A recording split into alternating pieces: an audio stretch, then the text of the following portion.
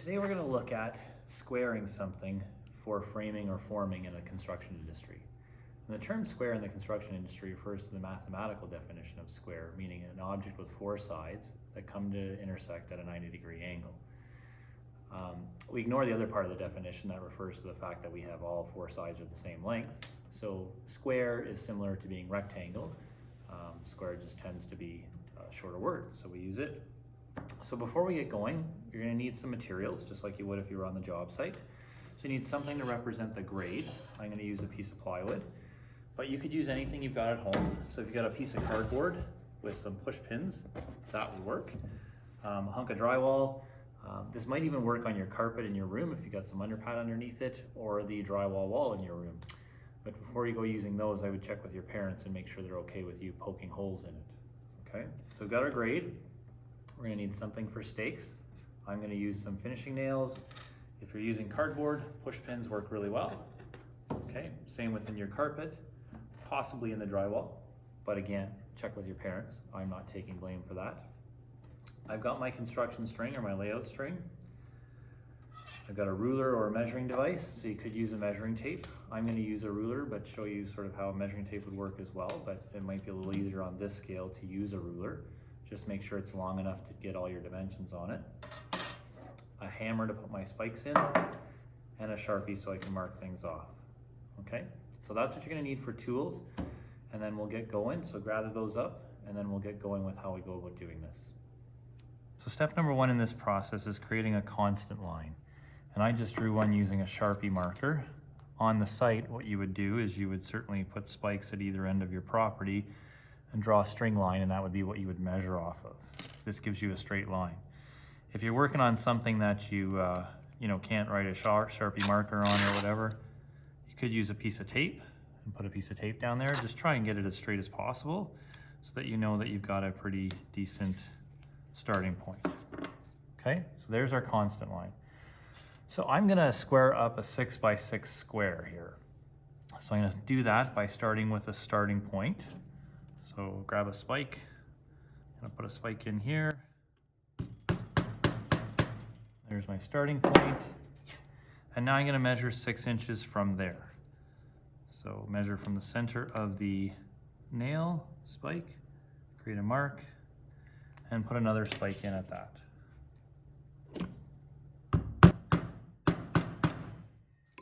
Double check that. So they are 6 inches apart. Perfect. So I'm going to take my string, my layout string, I'm going to tie it around my first one. So I'm going to make a knot to start. Tie it around there, maybe double knot it so it doesn't slip off. This string might be a little bit heavy, but it will show up well on the camera. So if you've got something a little bit smaller, that might be a good idea. And I'm going to wrap the string around this guy here, that spike. And now what I want to do is I want to come up here 6 inches as well. So the first thing I need to do is measure off this string 6 inches.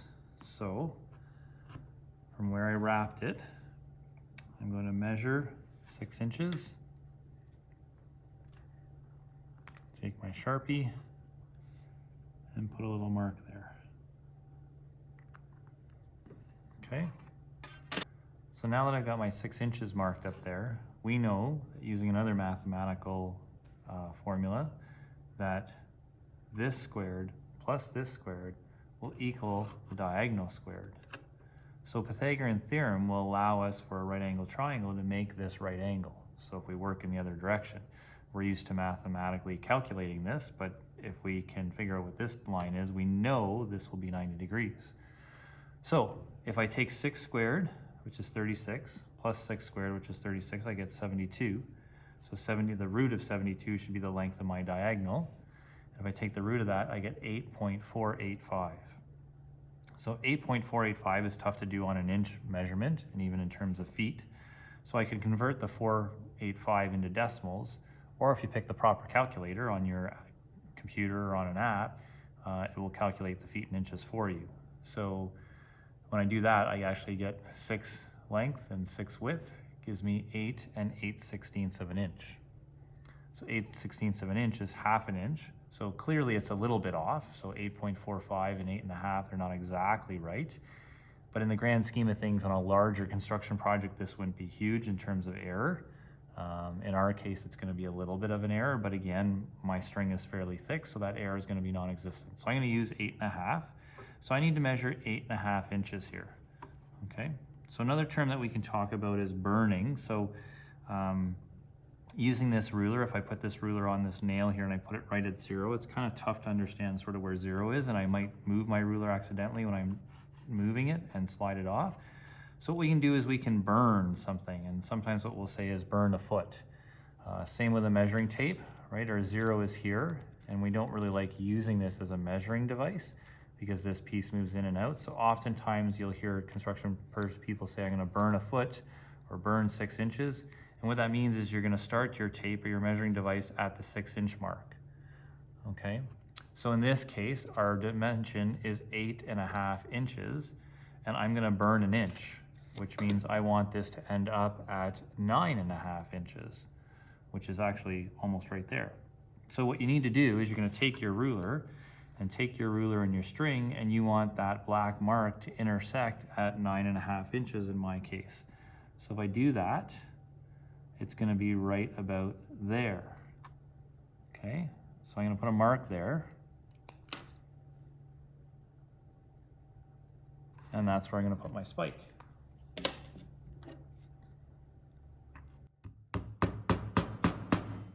And this would be the same process that you would do if you were outside on the job site. Okay, wrap that around. And now this is 90 degrees. Okay, and now I need to do the same over here as well. So I'm gonna measure another 6 inches off of this string. So I'm gonna start at the 7 and measure at the 1, which is right about there. Okay. So now same thing, gonna start here. This ruler needs to go this way. I'm gonna burn that inch again. So I have to take this string and intersect it at 9.5. Boy, I'm getting lucky here with where I'm putting this ruler. That is pretty well right there. You can see how they match. So there's 9.5, and there is my 6 inches. I'm gonna put my spike in. Now if I've done that right, this dimension should be 6 inches as well. So if I burn that 1 on here, so I'm a little bit off. Okay, so this is showing like 7 1/8. I'm burning an inch, so that's 6 1/8. So I'm a little bit off here. So let's just double check what's going on here. That's a good 6 inches. This one's way off. Yeah, this one's 6 1/8 as well. So that spike is not good. Must be my black mark and maybe where I didn't start it off well. So let's pull that out and redo this a little bit. So there and there. Maybe let's get this string closer to the base of the nail. Okay, and now let's measure my 6 inches from there, see where we're at. So that mark is pretty decent there. So let's try our diagonal again.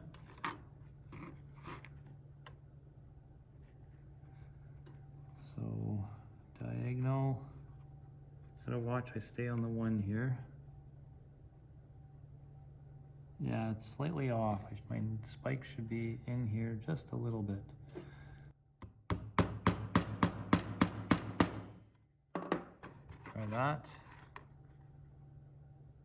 That's much better. So wrap that string that way. Check my black mark here. So now my mark is a little bit short. Just come into the end of that string there.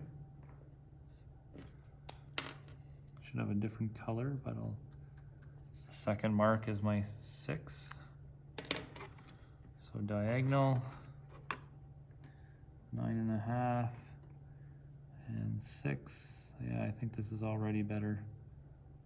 Trying to get that to the 1.